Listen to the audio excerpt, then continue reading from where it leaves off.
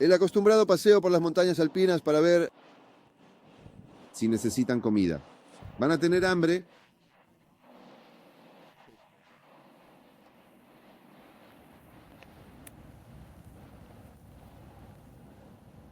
Y yo diría que sí, la verdad. Aquí se han deshecho de todo, absolutamente. Y ahora te ha tocado a ti también.